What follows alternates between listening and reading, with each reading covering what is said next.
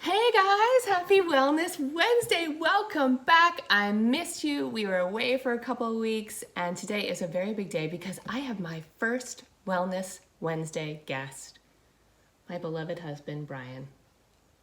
Hello. Welcome to the show, honey. Oh, it's great to be here. You know, you're usually behind the scenes. You edit things after the fact, but now you're in front of the camera. How does that feel? I'll go back over there. Well, we are excited to have you, and we've got a really important topic today. And many of you know that I've been talking about this for a few months now. We're talking about relief for tinnitus, also known as tinnitus. And a few months ago, I started to share that Brian has gone through his own tinnitus experience, which he's still experiencing and going through now. And he's here to share a ton of information with us because, like everything we do, we roll up our sleeves, we do the research, and then we try to share as much of it with you because what we learned, and all this is really led by Brian, is that so many people are dealing with tinnitus. What are some of the statistics that we discovered? Well, yeah, it's extremely common. About 50 million Americans have some form of tinnitus, so that's about 1 in 6, 1 in 5, something like that. And it's actually the number one issue for vets at the VA, you know, because of their exposure to loud sounds and things like that. So it's a problem and leads to a lot of other issues. A lot of people cope with severe tinnitus with substance abuse and things like that. So it could be It can be very debilitating. yeah. And today we want to talk about ways for you to manage it if you're experiencing it. And obviously we are a community, we are stronger together. So if you guys have some information and some resources, if you've been dealing with tinnitus, many people know it as tinnitus, ringing of the ears. If you've been dealing with that and you've found some ways to manage it, we definitely want you to share because so many people watch this show and so many people read the comments. And again, you're just as wise as we are. So definitely make sure to join the conversation. So let's take a step back and talk about how it started for you. I've had ringing in my ears for decades, but it was extremely mellow, like hardly ever noticed it. Every once in a while, and I'd be in a very silent room, I'd say, wow, this is really loud, you know, but it never bothered me. Didn't think much of it. I was a drummer and I rode motorcycles, so I had a double whammy in terms of exposure to loud sounds. But then a couple of months ago, I was traveling and hardly getting any sleep. It was stressful. I was getting like 2-3 hours a night for almost a week straight. And I just got off the plane coming back home. I was ragged. And then the next day, boom, just really hit. Yeah. And it hasn't gone away since. So. But you've gone from having, we're going to take a step back in a minute and talk about what it is. But since we're here, you went from having pretty severe panic attacks, which were really scary, to where it's just kind of, I don't want to say normal because I think that might be... Well, no, it does get normalized. That's the whole goal, right? Mm-hmm. Yeah. So before we talk about actually what it is, that's anxiety and panic attacks and fear and claustrophobia. Those are extremely common initial reactions to tinnitus, and you can imagine why. Those of you out there that experience this know exactly what I'm talking about. Like, there's nothing more personal than something going on inside your own head that you can't get away from. It's terrifying. So that was my initial experience until I started to uncover some coping tools and some relief processes. So, which we'll talk about in a minute, but let's take a step back for the people who don't know what it is. I know some people are like, what is it? But I'm already seeing comments where so many of you do know what it is and you're already sharing things that help you. But for the folks who don't know what it is, can you tell us a little bit more? Yeah, so basically, in the broadest sense, tinnitus is a sound that only you can hear. No one else can detect it. It's coming from inside your head. And so that's an important distinction, because it's actually not, when people say ringing in your ears, it's actually not coming from your ears. It's coming from your brain. And so they don't know that much about it, and they certainly don't know how to cure it. And I want to make a distinction right now between like chronic tinnitus and some other forms of short-term ringing in the ears. So if anybody's had a recent onset, I would definitely go to a doctor, get your ears checked, because it could be just an infection where, people who get clogged sinuses and things, that could cause ringing and stuff. But and other people, I don't want to say no cure. There's lots of people out there who anecdotally have tried so many different things and get relief in different kinds of ways. But for a huge number of people, chronic tinnitus is something going on neurologically in the brain. They're starting to understand why, but they don't quite know how to crack it. So basically what they think it is these little tiny hairs in the inner ear get brittle and broken through noise exposure, through age, and also through exposure to some drugs you have to be careful of. So don't overdo the NSAIDs, the things like Advil and things like that. Those can contribute, and if you have tinnitus, try to stay away from those. Like let's just talk about that. When you have a headache, you used to go for Advil, and now you'll go for, if you really need something, you'll go for Tylenol. Yeah, and I haven't really been doing much of anything. But and also some chemotherapies, and actually there's a few antibiotics that are known to be very bad for it, but not that many of them, so don't panic about it. I'd definitely look into it though. So those are causal, but they're also exacerbators if you already have it. So there's other things. There can be head and neck injuries, things like that. But for chronic tinnitus, it's sort of like a phantom limb syndrome, where those little hairs get broken and they're not sending the electrical signal to the auditory part of the brain anymore. So your brain's just sitting there wired and ready to do all that, and it's just making up so it's just making up the sounds that it's expecting to get.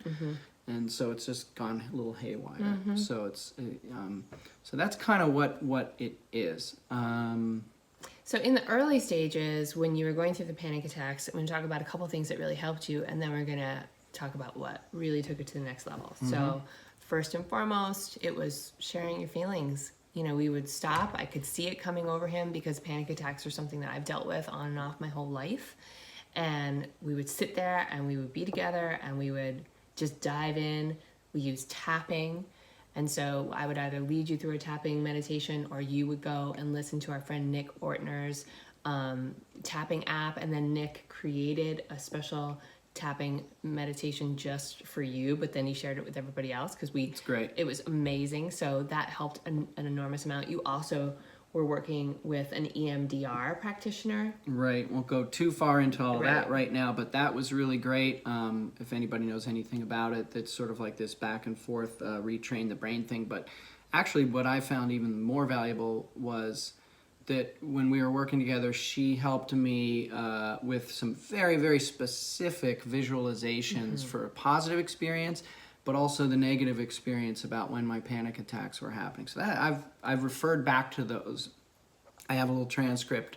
She kind of got me relaxed and talked me through, and so it's kind of like what all of your six senses are experiencing in your moment of total bliss. And then so that's really, really helpful, but that's not necessarily, I guess, EMDR per se, but but these are all things in the early stages, and honestly some people may find benefit to these suggestions regardless of whether it's about tinnitus or not, because those of you who live with chronic illness, or you're going through a really tough time right now, the most important thing is to take the stress down around the experience. That's something we talk about all the time on Wellness Wednesday.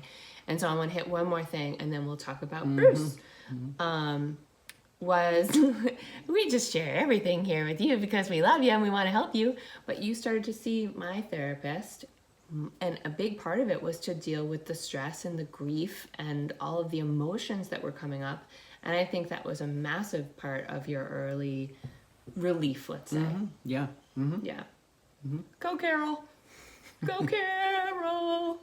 I was at the beginning. I was just desperate. I'm not the biggest self-help seeker out there, but when this kicked in, I was just like I'll take it all. I'll take it all. I was like, Yeah. and I'll dump it all on you. Well, I thought I was going to go insane. I know you you know, did. so that was the thing, and I'm sure you guys can relate to that if you're experiencing it. So some of what you just said is a perfect segue into what I think is, for me, the most important part of work living with tinnitus, and that is cognitive behavioral therapy and habituation. So cognitive behavioral therapy in a general sense, sorry for those of you who are practitioners, I may butcher the definition here, but it's a talk therapy that works on very specific issues, like say a phobia, and highlights negative feelings and tries to transform those and build a framework for how to cope better and I think you're doing a good job. And we found, I was panicked doing research. He was doing research, and we found this incredible practitioner. Do you want to share information about him? Yeah. So is and we have it in the notes in the description too. Yeah.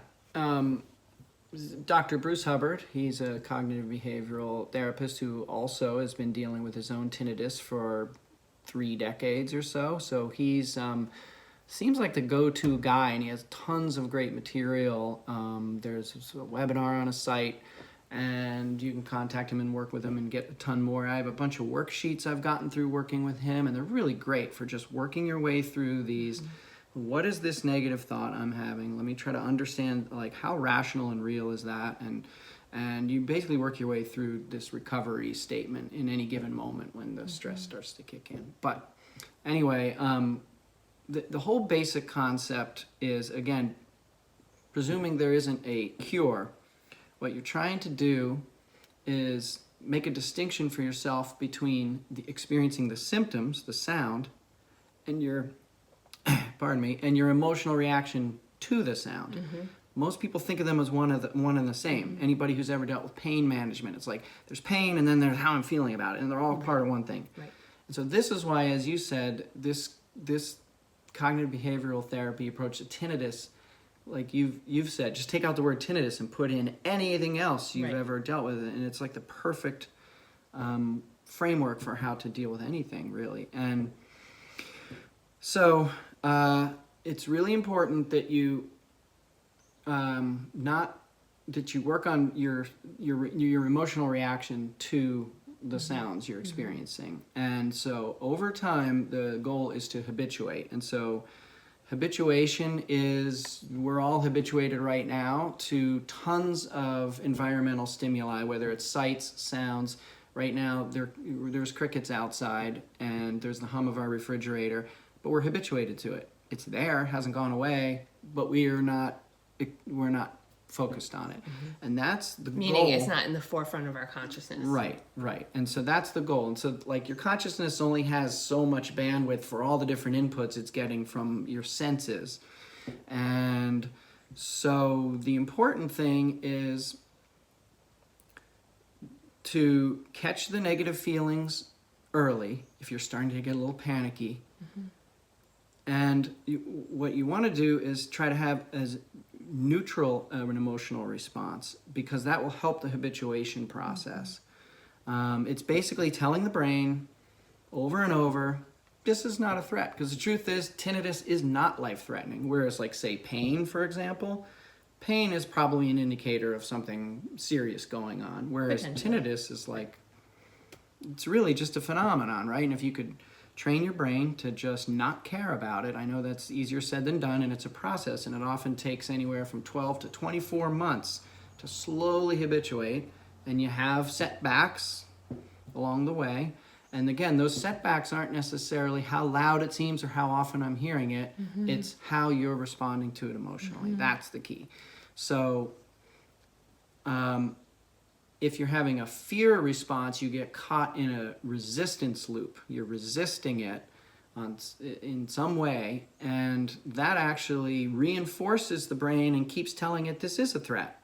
This is that tiger jumping out of the, that's that sound. Mm-hmm. So again, you're trying to get the brain to habituate over time, little by little, and that's what a lot of these little therapies are. And that's that I'm what's working helped on. you working with Bruce. And again, the link is in the comment and also in the description of this show.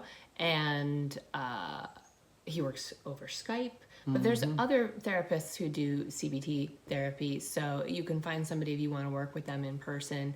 And it's so funny because you've had all of these different worksheets and exercises, and like you said earlier, I've looked through them and was reading them, and I was like, oh my goodness, I can slot in just about anything cancer, I can slot in anxiety, things that I experience. And it's something that we talk about a lot on our Wellness Wednesday episodes together, which is how can we be the creators of our thoughts?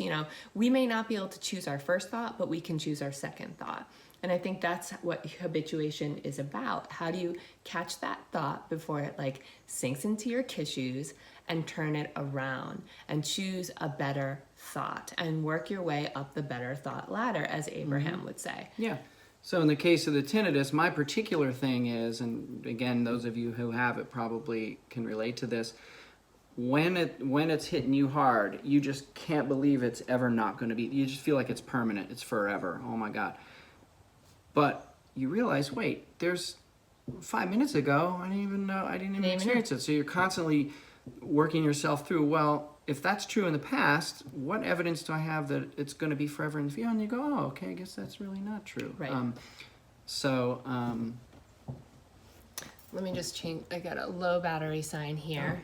So I got to plug in something. Hi, we're just going to do some tech stuff here today.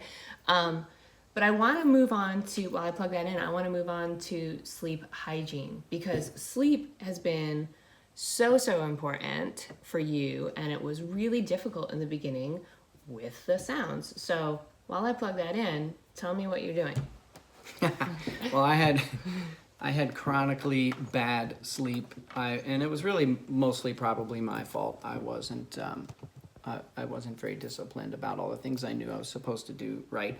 So one of the I'm back. You took over the show for a minute. Well, one of the things that I've done, which is important for habituation to tinnitus, is to distract myself with other sounds while I'm sleeping. Nighttime is particularly tough for people with tinnitus because that's when everything quiets down. There's nothing else going on, and all of a sudden it's just like you in an empty room staring at the ceiling, and it's screaming sound. So I have been listening to audiobooks, listening to my favorite Ken Burns documentaries, listening to nature sounds, listening to super mellow music. Bilateral beats, is that what it's called? I'm playing around with, some of you may know about the bilateral music, which kind of shifts slowly from side to side. It's supposed to reprogram your brain. It's part of the EMDR thing we were talking about earlier. Show them your stuff. We're going to do show and tell now. Show them what you found. All right, so this seems a little corny. It's so I bought amazing. it on a little risk, but it's been an absolute lifesaver for me. And it's this headband with these little skinny headphones in them so that you can sleep on your side and you don't even feel them. All right, because earbuds, no way. So here you go. There's little speakers in there. Looking sexy So guy. I got the wired one. I get all tangled up at night. A little bit not good. No, you can stop that. They have a Bluetooth one, but I haven't tried that out yet. Anyway, I love it. So you found those. You can take that off now. Wait, I want to do the little You want to do it? No, I don't have long enough. Anyway, we have a link to there's a couple of brands of them. I just bought another brand that I haven't tried yet. You're testing out. You can be the spokesmodel and spokesperson for these. Yeah. But sleep hygiene is so important. Of course, it's something that we talk about here on Wellness Wednesday. Some other things that we've done is, we have got good curtains, but we invested in blackout shades too. Mm-hmm. And you've got your wonderful headphones there where you're listening to stuff like some of my favorite teachers, Tara Brach, John Kabat-Zinn, all of these beautiful books on tape about mindfulness. Books on tape. Yeah, Yeah, it just little dated me. cassette. Well, I think that band looked so 80s, so I went back in time. I was like, hey, put my cassette in my Walkman. So that's helped you. You've also been using aromatherapy, which I adore because he comes over every night with a little bit on my side of the bed with a little lavender, and he'll be like, are you ready for your lavender? And I'm like, yes, please, I'd love some. So that's Well, helped. my theory is if you can keep as many of your senses stimulated as possible, it's that much less room left over for the sound. So it's Right. like if I rub lavender all over the place. It's not quite like that, but it is quite lovely. But again, these are all of the things that can help you sleep better, but also one of the things that we have for you, and those of you who already have it, maybe you've tested it and you want to share about it, but what inspired us to create the wellness tracker that we created for you guys and have shared, and we have it here if you want to grab it for free. It's what we use. You can go to kriscarr.com/free wellness tracker or just click the link in this post. We started to track our self-care and track our lifestyle more. Are we drinking enough water? You know, are you being mindful about your alcohol consumption? How much sleep are you getting? Are you exercising? All of the things that we know are so important. But when you're going through a health crisis, when you spend more time focusing on that self-care, you are doing what? You're taking your stress down, you're boosting your immune system, you're boosting your overall resilience. And so that's where that came from.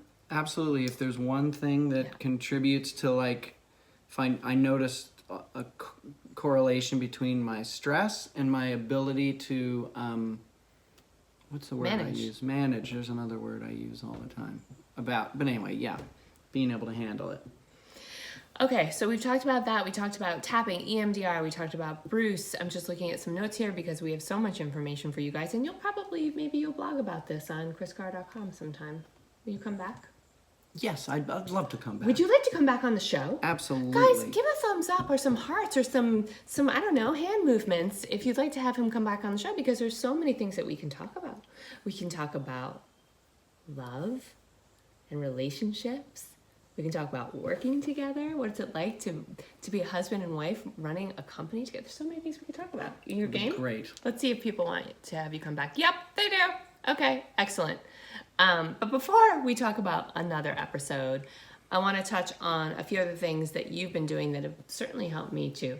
And that is exploring CBD and also our being more conscious about our media consumption. So let's talk about CBD first. Okay, great. But first, I just want to say I wish you guys could see all the monarch butterflies that are hanging around our hydrangeas and our bee balm right outside these windows. It's amazing. Pretty amazing. CBD, yeah. So I've been experimenting with it before bed, a little eyedropper of the tincture. Massachusetts is legal, so I've been driving over there, and so I'm experimenting with some with a little bit of THC in it, like a 10-to-1, 20-to-1, 1-to-1. So it's all very subtle, so I haven't really settled on what I think works, but these are highly personal changes for everybody all the time. So if you're going to explore that, definitely take your time, play around with it. Let me ask you 2 questions about that. So with the CBD and with the CBD/THC that you've been experimenting with, are you doing that for sleep? Are you doing that for anxiety? What are you doing it for? All of the above. All of the above. Yeah, I don't really take it during the day. I take it before bed. So, again, I've improved other aspects of my sleep hygiene. So, but I think it's helping. I've been taking CBD more frequently, and I'm going to do an episode on that if you guys want to hear more about that and what I'm taking. And it was inspired by you. We wrote a really amazing blog about CBD many months ago. We did a big deep dive, and I had been exploring it, but not as consistently as I explore other things. I'd kind of been in and out. But in the last few weeks or so, I've been taking it every day, and I have seen a really big difference in my anxiety, and I just feel calmer. I feel more grounded. I feel less anxious, less nervous. And, that's one of the reasons why I practice meditation. And it's one of the reasons why we talk about mindfulness so much, is it's something that I've had to work with for most of my life. And I'm seeing a big difference. And that's as a result of your practice using this. Okay, so let's also talk about, I'm seeing so many people saying, yes, please, CBD. And we'll cruise through the comments before we wrap. Let's talk about conscious media consumption. Big one. I don't know about you guys, but we're news junkie. We're news junkies. Current events, keeping up on what's going on in the world, getting all wound up and upset about it. Sometimes in the morning, like, we look back and say the first 45 minutes of our morning was like all pissed off about something that was happening halfway around the world. So, my personal addiction to all that, I just flushed it all down the toilet the minute this all happened to me. And I've just barely do a cruise by, dip my toe in. So I have a really healthy relationship to that now. And honestly, I probably almost more than anything, it's like really noticeable for me, what kind of stress it all gives me. And it's hard because you feel like it's your duty to stay informed, and but you have to find that balance, especially in today's world. It's pretty toxic out there. So I'd say the same thing with the types of TV shows we were watching, especially in the beginning, like violence, anything like that was something that we stayed away from. And overall, we've really reduced our media consumption. I'm just laughing because you're What? well, little known secret is she likes scary movies, but you've been a little chicken about them lately. I'm always chicken about them, but I still like them. Yeah, scary movies. Because they're scary. Like little creepy kids in the attic looking out the window, and spies with things blowing up. I mean, look, you're the black and white. You are the one with the good taste. I'm basically a teenage boy. Let's just be clear. You're the cinema guy, and I'm not. So it's more so that he hasn't been watching. We haven't been watching the shit I want to watch, which is actually quite good.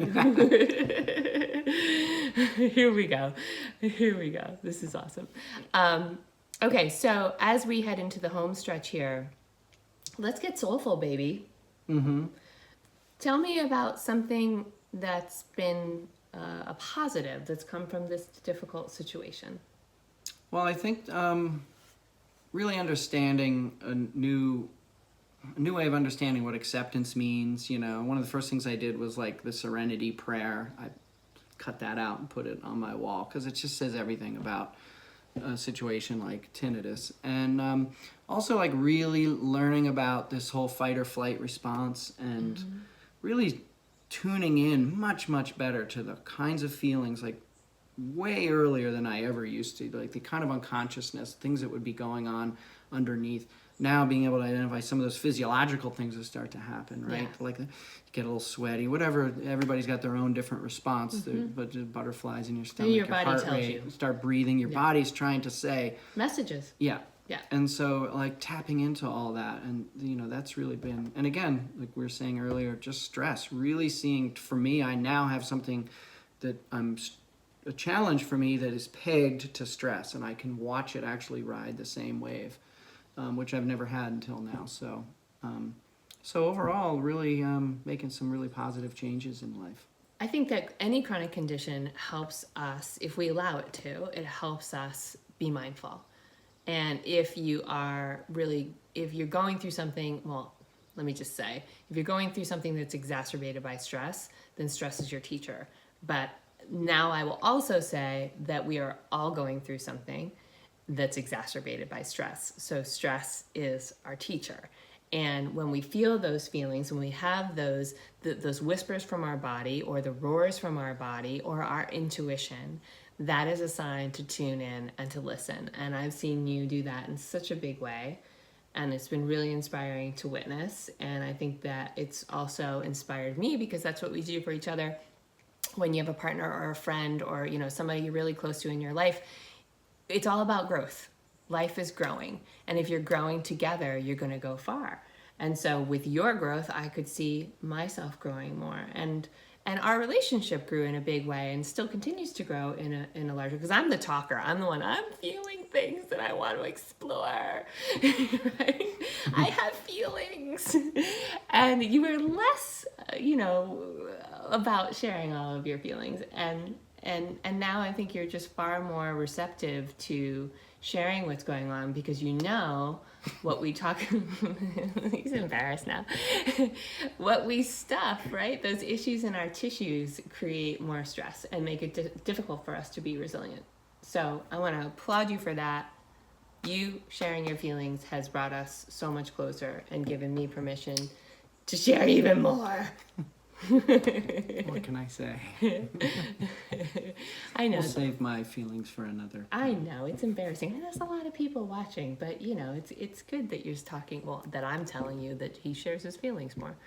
All right, let's check in with you guys. Feelings.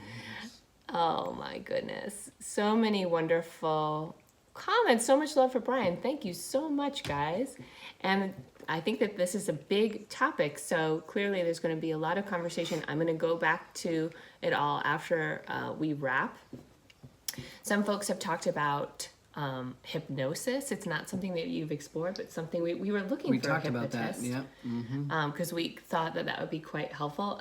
Along with all these, I think that it's in the same vein, right? Mm-hmm, mm-hmm. So that's not something that we've explored, but maybe some other folks here. Totally open to that, yeah, that's... have. And then love the dude energy. Daniel, right, you're waiting for some dude energy, and here it is. Daniel, where have you been? Meg says we're so loving to each other. It's very nice to see. Yes, we try. Okay, there is no try, there's only do. No media at all, says Dawn. I love that. She just likes, she streams NCIS. Okay, she's got one thing. Anxiety is not good for tinnitus, right? Do you start your day like that? Let's see. Maria wants to hear, Lisa wants to hear more about CBD. A lot of folks want to hear more about CBD, which we'll do. And I feel like I can't find them now because there's so many comments, but I feel like I had seen some comments about vitamin B12. So like I said, share what's working for you. You're still, though you're 4 months in, you're still at the top of your journey in a lot of ways. And so we'll circle back with you guys, and we're going to wrap now. Make sure you get the wellness tracker. Like I said, it was inspired by this experience. It's something we both use, and it's something that we made for you for free as a gift. The link is in the description. You could also go to kriscarr.com/free wellness tracker. We hope that you enjoyed this episode and that you got a lot out of it. Will you come back? I will. Wonderful. I'm just circling back. I want to make sure, a lot of people witnessing. And thanks so much for being on the show, honey. It was great. And I hope anything we talked about may have helped. There's hope for anybody who's been struggling with it. There's always hope. That's right. So keep it up. I love you. I love you.